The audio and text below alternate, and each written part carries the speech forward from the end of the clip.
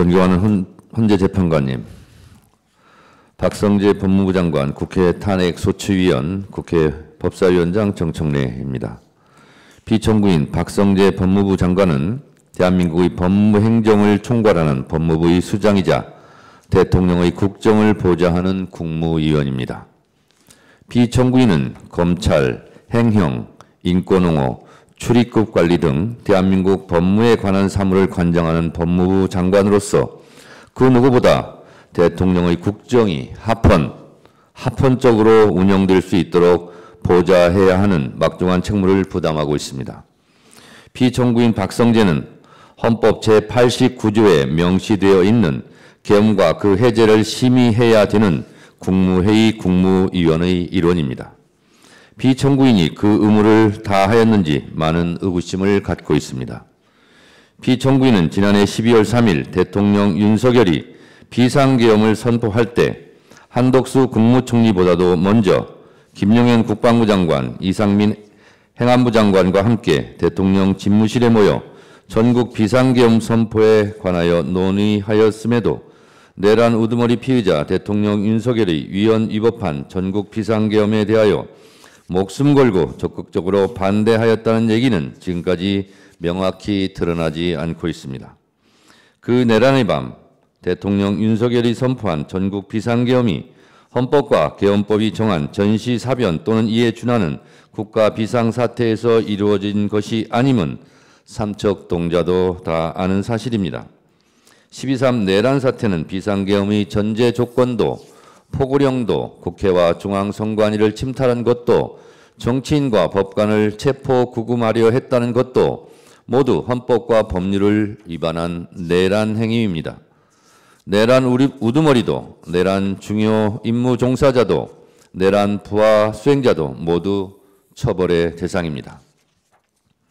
존경하는 재판관님, 우리나라의 법무행정의 최고 책임자인 피청구인이 대통령 윤석열이 비상계엄을 명확하게 강력하게 반대하지 않고 침묵 방조하거나 헌법 파괴 현장에서 단순히 우려 표명만 했다면 그것은 대통령의 국정을 보좌하는 국무위원으로서 그 책무를 다하지 못한 것을 넘어 우리나라 법무행정의 최고 책임자로서 헌법과 법률을 수호할 의지가 없다는 것을 명백히 보여준 것입니다. 저는 국회 법사위원장으로서 대통령 윤석열의 전국 비상계엄 선포 이후 열린 법사위에서 피청구인이 당시 국무위원 회의에서 어떤 의사표명을 했는지에 대해 묻는 질문에 알 듯 모를 듯 얼버무리는 것을 수차례 목도하였습니다. 심지어 2024년 12월 10일 열린 법사위에서 직접 당시 피청구인이 반대하였는지를 물었음에도 피청구인은 단지 여러 가지 의견, 우려를 전하는 이야기를 했다고 답변하였을 뿐입니다.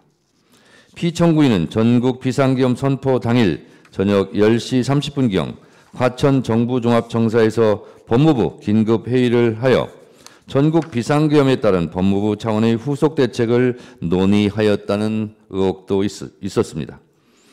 이 자리에서 법무부 감찰관은 계엄 지시에 따를 수 없다며 사표를 내기도 했습니다.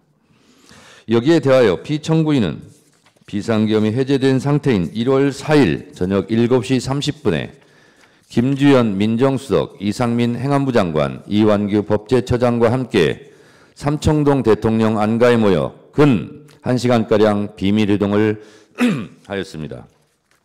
이 안가 모임에서 어떤 위험한 논의가 있었는지는 정확하게 알려지지 않고 있습니다만 많은 의혹으로 남아 있습니다. 이와 같이 피청구인이 대통령 윤석열 및 다른 국무위원 등과 함께 내란 행위에 연루되었다는 의혹은 국헌을 문란하게 할 목적으로 폭동을 일으킨 내란 행위에 중요한 임무에 종사하거나 부하 수행한 행위라 하지 않을 수 없고 헌법 제7조 제2항에서 규정하고 있는 공무원의 정치적 중립 의무를 위배한 행위라 하지 않을 수 없을 것입니다.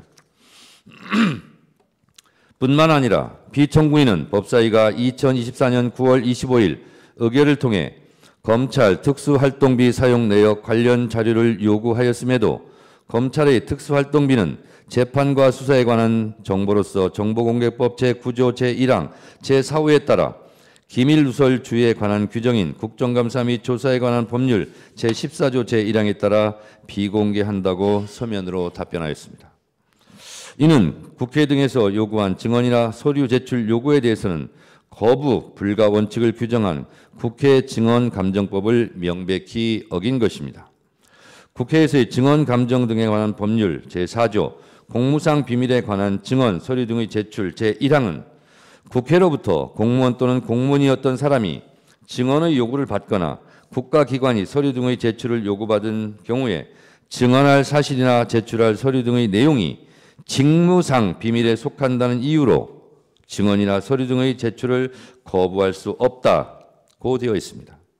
또한 피청구인은 법사위가 2024년 7월 31일 장시호 서울구치소 출정 기록에 대한 자료 제출 요구도 거부하면서 2024년 8월 23일에 열린 법사위 회의에 출석해서는 헌법적 고려, 정보공개법, 개인정보보호법 등을 종합해서 제출 여부를 결정한다고 말하여 제가 그렇다면 국회법, 국회증언감정법이 위헌이냐라고 따져 묻기도 하였습니다. 법무부 장관이 현행 법률을 지키지 않으면서 그 이유를 헌법의 내재적 한계에 운운했다면 이것은 월권을 넘어 매우 비겁한 것입니다. 만일 현행 법률이 위헌이라고 생각하면 헌법재판을 통해 해소해야 할 일이지 살아있는 법률을 자의적인 판단에 의해 공공연하게 위반하고 심지어 법무부는 현행법인 국회증언감정법의 내재적 한계를 분석한 보고서를 2024년 10월경 각 의원실에 배포하기까지 하였습니다. 이러한 행위가 대한민국의 법무행정을 관장하는 법무부의 형태로 용납될 수 있겠습니까? 법무부의 유권해석이 국회 의결로 공표된 현행 법률보다 우위에 있다는 반헌법적, 반법률적 태도라 하지 않을 수 있겠습니까? 이런 상황에서 법무부 장관으로서 피청구인이 어떻게 국민들에게 법을 지키라고 할 수 있겠습니까? 이와 같은 피청구인의 행위는 헌법이 부여한 국회의 국정조사와 감사권을 무력화하고 국회의 행정부 견제 기능을 마비시켜 삼권분립의 헌법 원칙을 심각하게 훼손하는 것이자 국회를 무시한 행위라 하지 않을 수 없습니다. 피청구인의 국회 무시 행위는 이에 그치지 않았습니다. 피청구인은 2024년 12월 7일 국회 본회의에 출석하여 소위 김건희 특검법 재의건에 대해 국무총리를 대신하여 설명하고 난 후 곧바로 국회 본회의장에서 퇴장하기까지 하였습니다.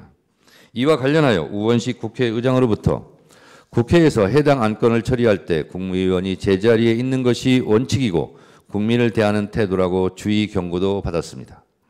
이는 국무위원의 국회 출석 및 답변 의무를 규정한 헌법 제62조 제2항 및 공무원의 성실 의무를 규정한 국가공무원법 제56조를 위반한 것이라 하지 않을 수 없습니다.